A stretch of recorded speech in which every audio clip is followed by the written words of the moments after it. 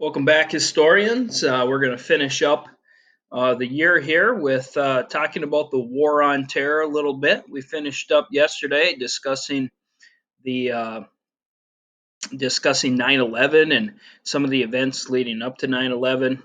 And today we're going to talk about a couple of events that occur after 9/11.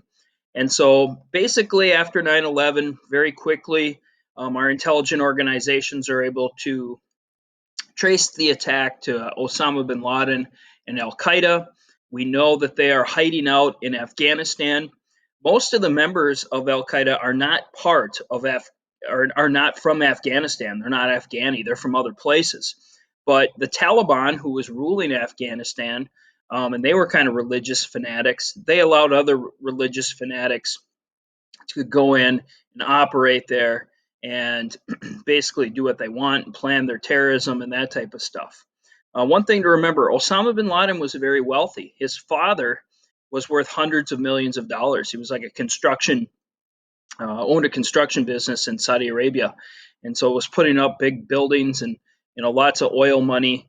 And so Osama bin Laden had money. He was a rich kid, but he became a terrorist. And so when we trace the attack to Afghanistan, um, and President Bush declares war on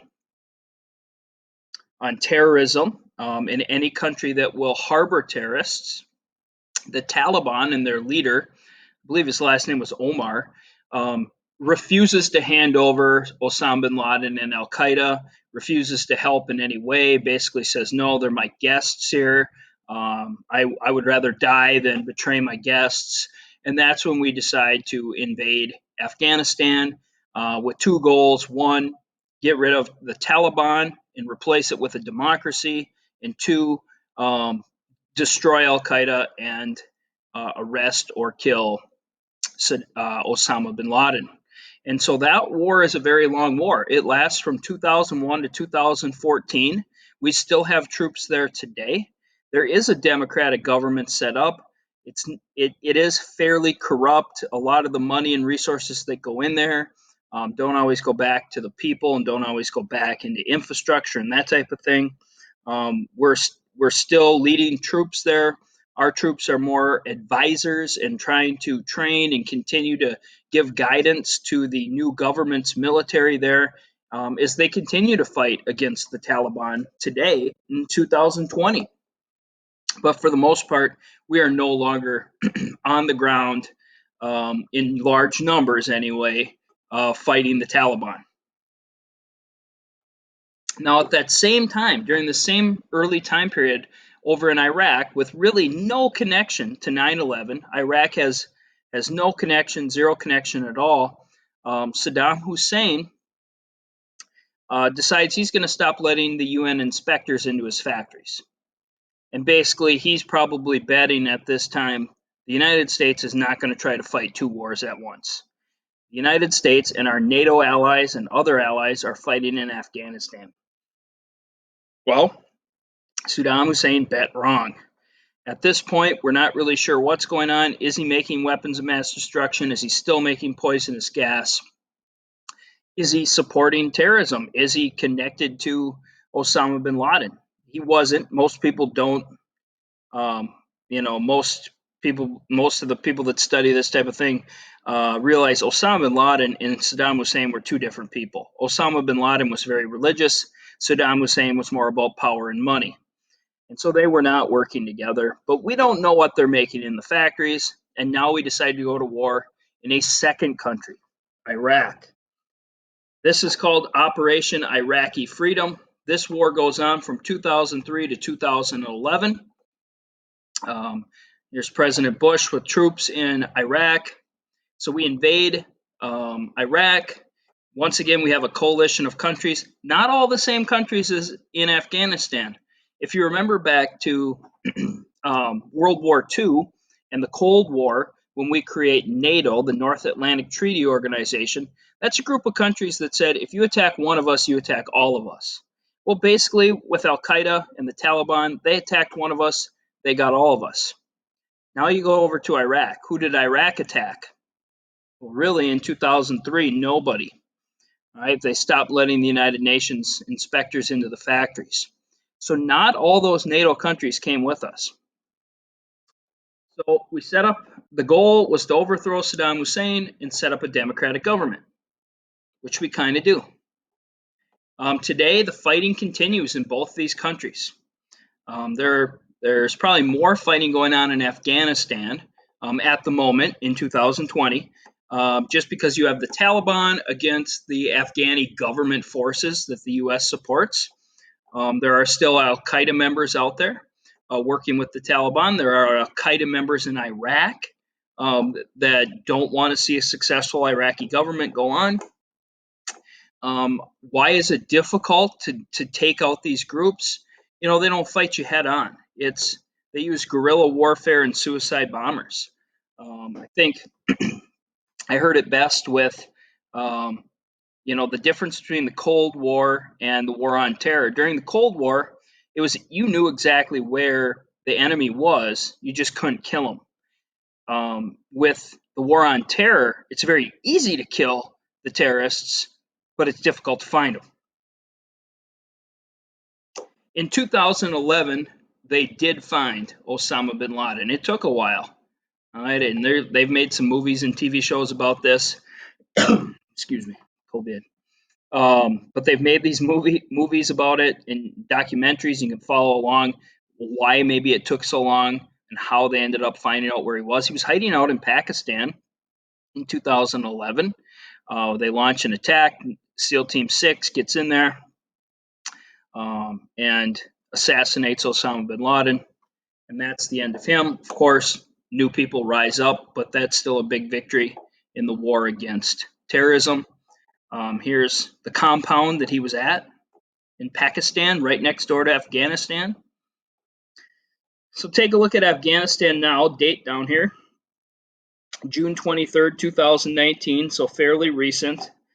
Who's kind of controlling what? And I'm sure some of this stuff changes day to day. But in the white area, this is the government controlled, and they control a lot of the major cities, like Kabul, the capital city. Um, and here's Kandahar. That's where the former Taliban leader was from, Omar.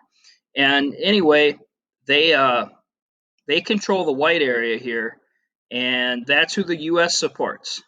Then you have the dark green, teal color, and the dark color is what the Taliban controls.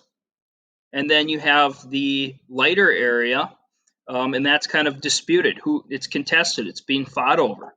And so that's why recently there's been talks like, okay, should we have a peace treaty with the Taliban? What should happen? That type of stuff. Because the war continues. It's a civil war.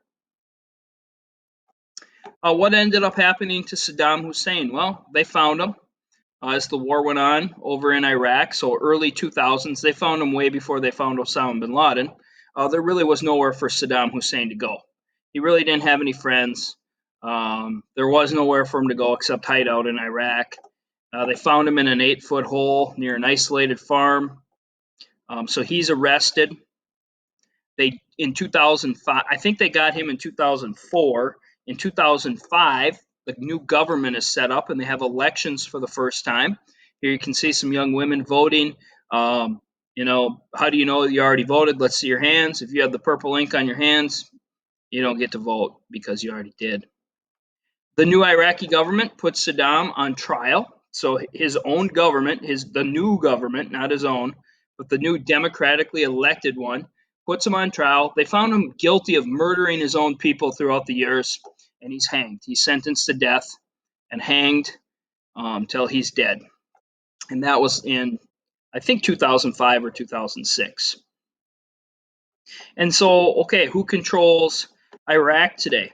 And it's probably in a little bit better shape than it was a few years ago, for sure. What you see here, this map is 2020, I believe. Yeah, January 10th, 2020.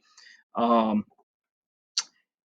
Iraqi government that is the U.S. backed is in the light area here, the tan area with the black dots for the cities. Here's Baghdad, their capital, old city. Then you have in the blue up here, these are the Kurds. All right, they're the group that was really picked on. They're not Arabic like the rest of Iraq. They're Kurdish, so they speak Kurdish, they act Kurdish, they are Islamic, but they're different than the rest of Iraq. So they're up here. They kind of live in this area. They would still pay taxes and everything to the government, but they live a different life. And they were the ones that were busy fighting the ISIS for a long time. You can see ISIS is still out there. They control a little bit of area up here, but for the most part, they're pretty much gone now in 2020. At least, like in large numbers in territory that they control, they're gone. I'll have a little cartoon here in a second that explains terrorism a little bit. I can't remember how you say it, Yazidi people up here in the green, they were really kind of massacred by ISIS. I saw some videos on it. It was not good. They're on the Syria border. So who was ISIS? Well, ISIS was kind of, put together between some Sunni Iraqis that were treated very well by Saddam Hussein, and then when he lost power, they were not treated very well by the new government. And they kind of merged with some former al-Qaeda members, and the goal of ISIS was to create a new country. That was their goal. And that kind of gets going, like we're talking like 2011, 2012 is when it really builds up out of steam. The idea behind ISIS, though, has been around for a long time, but they really maybe got going about 7, 8 years ago, taking over land, taking over stuff during the last Arab Spring. And so they've kind of been beaten back, but as you can see on the last, and I'll have a video of that, but you look at this cartoon, it kind of shows why terrorism is difficult to stop. For one, it's an idea, right? And you can spread an idea many different ways, whether it's through the internet or books or pamphlets or whatever, Twitter. You can spread these ideas, and the ideas don't die. People die. Ideas are tough to kill. And so you can kind of pop up, terrorists can kind of pop up wherever, and just as you get rid of them in one area, they move over to a different area where you don't know they're at.